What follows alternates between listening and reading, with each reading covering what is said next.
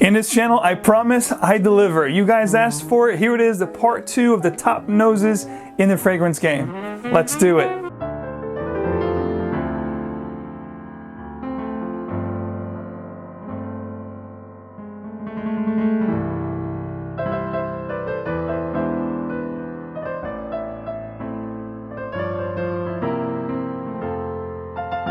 What is up, ladies and gents? Thank you so much for tuning in, and thank you so much for all the likes and the requests for this part 2 video, Top Noses in the Game. This is actually an idea that I had from an article that I read back, I believe, in September of 2012. This was a Vogue magazine article, which I'll have the link down in the description below. If you guys want to check out this magazine article about top perfumers of the world, it's actually pretty good reading. So again, the link's going to be down in the description, guys. So without any further ado, let's jump right into it. The first perfumer we're going to talk about today is going to be the Enabler. This is, of course, Frederic Malle. Now, if you're familiar with Editions de Parfums from Frederic Malle, this is a particular collection that allows perfumers, various prestigious noses in the game, to become their own authors. With unbridled constraints of creativity, they are free to do as they will. And over the past few years, they've given us some amazing creations, such as Portrait of a Lady, Musc Ravageur, and Bigarade Concentré, just to name a few. Now, Mr. Frederic Malle himself wears, and I quote, he says, "I love Geranium Pour Monsieur because it is an elixir, a balmy,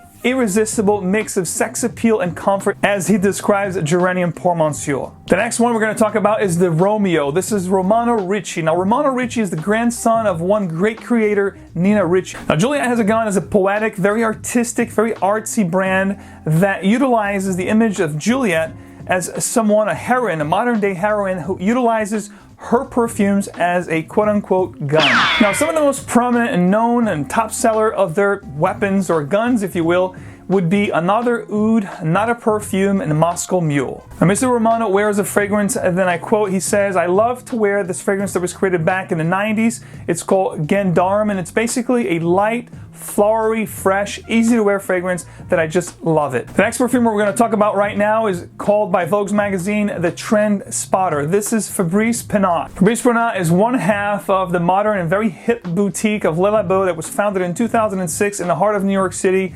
Nolita's district. Fabrice Pinaud and partner Edouard Rochi offers very intriguing and very unique scents that are 100% vegan and blended and labeled right before your eyes at the New York City boutique. With a plethora of great creations, very exquisite and unique scents such as Bergamot 22, Rose 31, and another 13, this particular brand has lended to stay. Mr. Pinaud himself wears a Santal 33, which is a sandalwood-based scent, and he says, and I quote, "I love to wear Santal 33 as it makes me feel younger. I am going through a midlife crisis."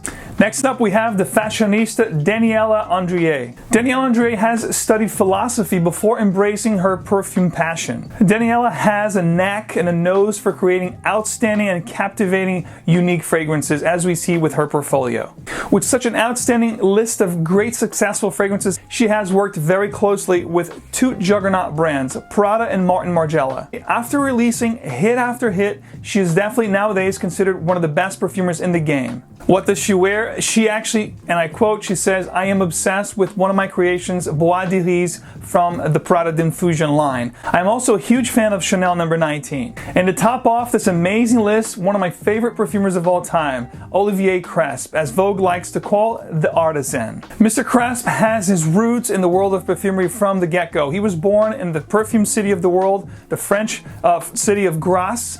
His sister, also a perfumer, François Caron. His family has worked in the trade of raw materials of perfume for decades, and he's also worked very tightly with Firmenich, which is one of the world's top distributors of raw materials for fragrances. Olivier Cresp has released a ton of amazing fragrances throughout the decades. It would take an entire video just to talk about them, and I might do just that. But just to name a few, he has released fragrances like Versace Men Eau Fraiche, Yves Saint Laurent's Black Opium, and the original Angel from 1992. So what does Mr. Cresp like to wear? And I quote, he says, "I normally wear whatever I'm working on currently. I love to see how the fragrance develops and how it evolves in my skin before I move into the next phase." So it is safe to say that he's probably rocking some of his newest creations from the Acro fragrance line. So there you go, ladies and gents. This concludes the part 2 of the top noses in the perfume world from Vogue's magazine article from 2012, which again, I'll have the link down below so you guys can check it out. Let me know in your thoughts, what do you think Vogue's magazine actually missed? What perfumers would you like to have seen featured in this article? Furthermore, let me know in the comment section below. Please sound off and let me know what your favorite perfumers of all time are. You could do your top 3 or top 5. I would love to read your comments. And secondly, stay tuned for my series, The Nose, coming very soon, where I'll feature top noses in the industry and their creations that changed the world of fragrances. Ladies and gents, thank you so much for tuning in. And remember, fragrances are emotion in motion, so wear what truly moves you. See you real soon.